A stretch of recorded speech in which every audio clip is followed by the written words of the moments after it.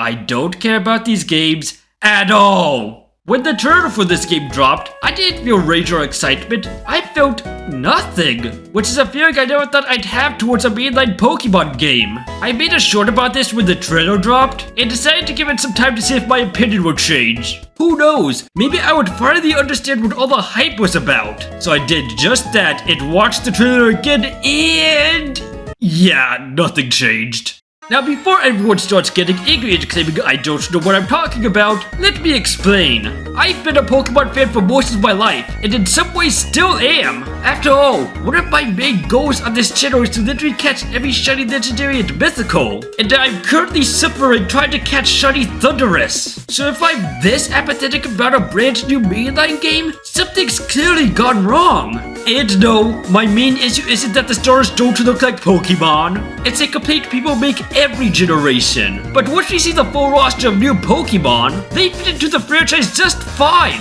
My issues aren't with the designs, as I have no doubt they'll be great. My issue is the lack of confidence in this franchise overall. Unless you've been living under a rock the past few years, you've probably noticed that the series has been on a downward trajectory since coming to the Switch. Don't believe me? Let's go down the list, shall we? Let's go Pikachu and Eevee, another set of Kanto remakes that no one asked for. Sword and Shield literally split the fanbase in half, becoming the last Jedi of the franchise. BDSP, game so bad that Game Freak admitted it internally.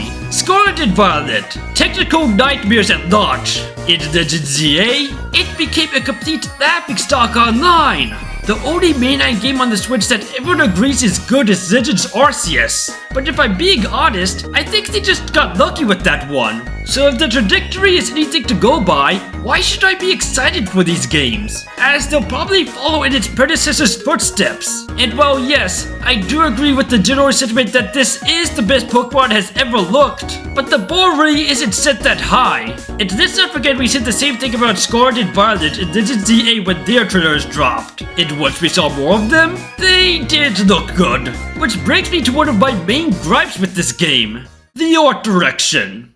Just like with Scarlet and Violet, they are chasing this semi-realistic aesthetic, which in my opinion doesn't mesh well with Pokemon. Sure, franchises like Zelda can pull this off, but I don't think Pokemon can do that. The creatures are too cartoony and outlandish, and they don't mesh well in a realistic world unless you go all in on that aesthetic. Which is part of the reason why Scarlet and Violet didn't look good. There's a reason why some people consider Let's Go Pikachu and Eevee the best looking mainline game on the Switch. It's because they fully committed to a cartoony art style and it fits. Now I can hear you all saying, "No Sub, you're being too harsh. We've only seen one trailer. You aren't even getting a Switch 2. Why are you complaining?" And while yes, those all are fair points, we have only seen one trailer, but as I pointed out, the trajectory of this franchise hasn't exactly inspired confidence. Not to mention, the last few times I've given this franchise the benefit of the doubt, it blew up in my face. So it's hard to stay optimistic. And this is coming from someone who enjoyed ZA for the most part and can admit to its many flaws. And yes, I'm not getting a Switch 2 anytime soon. The only way Nintendo can convince me to buy one is if they remaster Kid Icarus Uprising, finally make a new game in that series, or make Power and Myth playable in the next Xenoblade game. That's basically it. And the Switch 2 lineup hasn't inspired much confidence either. Despite being the fastest selling console ever, it doesn't have many worthwhile games. Most of the games are either cross-gen titles, controversial, or straight up mediocre. So between Pokemon's track record and the current Switch 2 lineup, my expectations are pretty low. But there is another issue that affects Pokemon specifically: development time. According to the Terra Leak, these games were originally planned for this year, but that obviously isn't the case, meaning they delayed it. And to be fair, that is a good thing, as they acknowledge that this game won't be ready by the end of this year. But may I remind you that the same thing happened with Legend ZA. Hell, they even highlighted it in the reveal trailer like it was this big feature.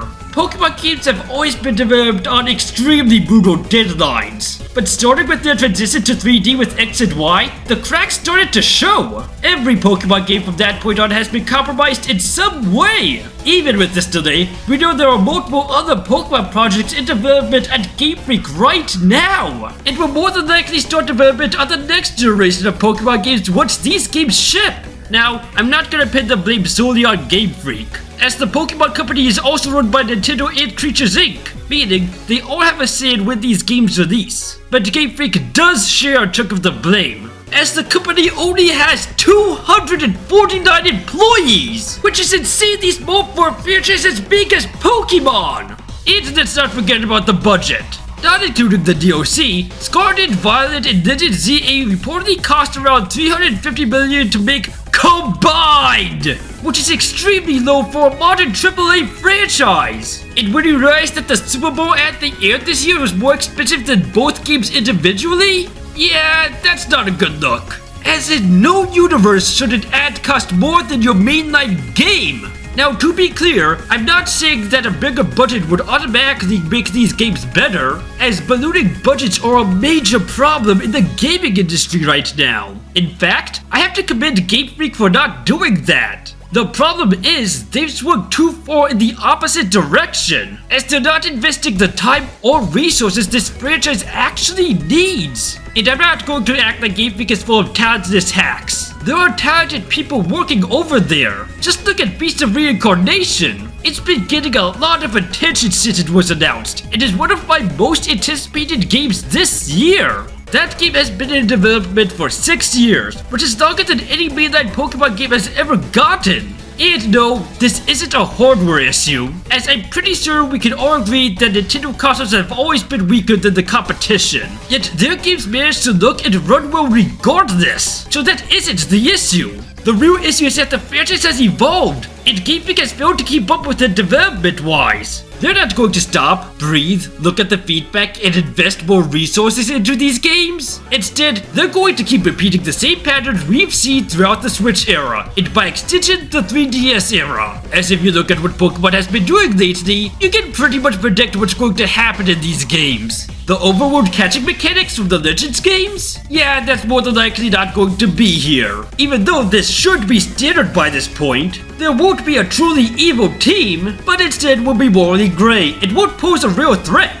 It'll introduce a dumb new gimmick that'll disappear come next generation. There aren't going to be many legendaries as they'll be saved for the DLC. And the second part of it will let you catch a bunch of pasture legendaries, with fans calling it the best part of the game and the main reason you should buy it. Even though you can just buy Power Word for less than the entire game. Speaking of gimmicks, let's talk about them. As we all know, Winds and Waves will have one, and just like with all the other gimmicks, it's been teased in the Japanese logos of this game. And at this point, I'm just sick and tired of them. Mega Evolution is the only one people universally love.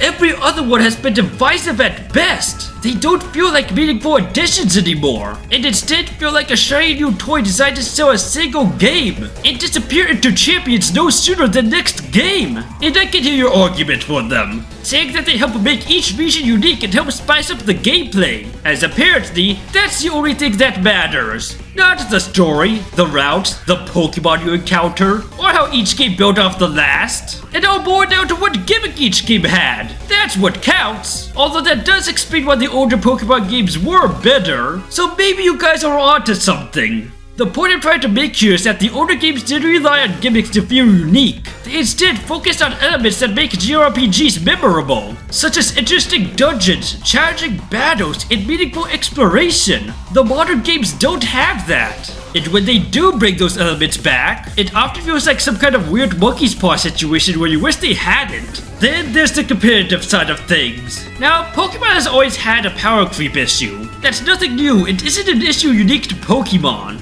Every franchise eventually runs into this issue, but Scarlet and Violet push things to ridiculous levels, as there are over 20 Pokemon banned from OU. 20! Which is absurd! And I have no doubt that things will only get even more absurd with these games. But here's the real question. Do my complaints even matter?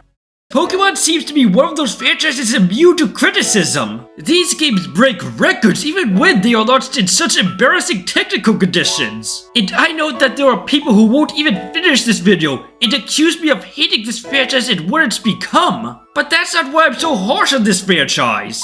I'm harsh on it because I was hopeful that it could be great again. But when a franchise can get away with so much and not even put in the bare minimum, what's the point? There's not much incentive for them to change when they'll make millions just fine. It's been what, 6 months? And we still don't have Pokemon Home support for Legend ZA? And yes, I'm still salty about that. You would be too if you spent months trying to catch every shiny Mega Evolution in anticipation for that game, only for them to be wasting away in Pokemon Home. Because at this point, Pokemon isn't just the games anymore. They've got Pokemon Go, the TCG, and buttloads of merchandise that they can sell. Hell, they became the highest grossing franchise just on merchandise alone! It's become too big to fail! At this point, these games could be Bubsy 3D in the most bad and still make millions. Which is why Winds and Waves doesn't make me angry, sad, or even a little bit curious. Just apathetic.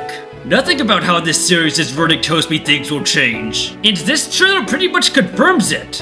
A trailer that looks visually pleasing? Sure. A new region with some fun ideas? Probably. But a real course correction? A proper, polished, finally finished Pokemon game on a new console with lessons actually learned from the past decade? I don't see it. If Winds and Waves somehow come out and they're amazing, technically solid, have great pacing, a fun story, a good art direction that actually fits, a new mechanic that isn't just a nuke button and doesn't feel disposable, I'll happily eat my words. But I'm not holding out hope. And besides, even if it does all of those things, it doesn't fix an entire console generation's worth of problems. Right now, Winds and Waves are just another pair of Pokemon games on a console I'm not buying. From a company that has no real incentive to change. And that's why, for the first time in my life as a Pokemon fan, I just don't care. But hey, those are my thoughts. Let me know what you think. Do you think Winds and Waves will break the pattern? Or will the cycle repeat itself? Let me know down below.